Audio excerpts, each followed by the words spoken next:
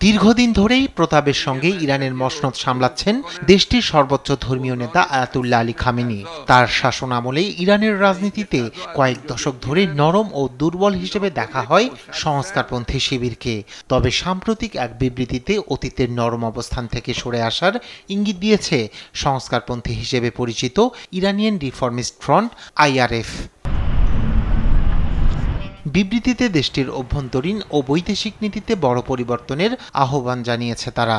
রাজনৈতিক বন্দীদের মুক্তি, অর্থনীতি ও রাজনীতি থেকে মিলিশিয়াদের প্রভাব কমানো, নারীর অধিকার উন্নয়ন, রাষ্ট্রীয় সম্প্রচার মাধ্যমের ধরন পাল্টানো সহ নানা দাবির তালিকা প্রকাশ করেছে IRF। এছাড়াও যুক্তরাষ্ট্রের সঙ্গে পূর্ণ কূটনৈতিক সম্পর্ক স্থাপন, সৌদি আরবের সঙ্গে ঘনিষ্ঠতা বাড়ানো ও ফিলিস্তিন রাষ্ট্র প্রতিষ্ঠার পক্ষে অবস্থান নেয় তারা।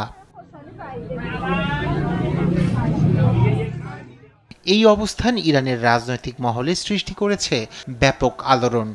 জাতীয় নির্বাচনে IRF-এর সমর্থন পেয়েছিলেন দেশটির প্রেসিডেন্ট মাসুদ পেজেশকিয়ান, যদিও প্রায় খামেনির প্রতি আনুগত্য প্রকাশ করে থাকেন তিনি। তবে সম্প্রতি IRF নেত্রী আজার মানসুরির সঙ্গে বৈঠকের পর তাকে এ বিবৃতির বিষয়ে নিজের অবস্থান পরিষ্কার করতে হবে বলে ধারণা করা হচ্ছে। এদিকে সংস্কারপন্থীদের তৎপরতার বিরুদ্ধে ব্যাপক আক্রমণ শুরু করেছে ইরানের কট্টরপন্থীরা। IRF ধীরে ধীরে অভ্যুত্থান ঘটানোর ষড়যন্ত্র করছে। এই অভ্যুত্থান চেষ্টা মার্কিন ও ইসরায়েলি স্বার্থের সঙ্গে মিলে যায় বলে মনে করছেন তারা। সংস্কারপন্থীদের এই অবস্থানকে পূর্বের তুলনায় অনেক বেশি সাহসী পদক্ষেপ হিসেবে চিহ্নিত করে প্রতিবেদন প্রকাশ করেছে আমিরাত ভিত্তিক সংবাদ মাধ্যম দ্য ন্যাশনাল।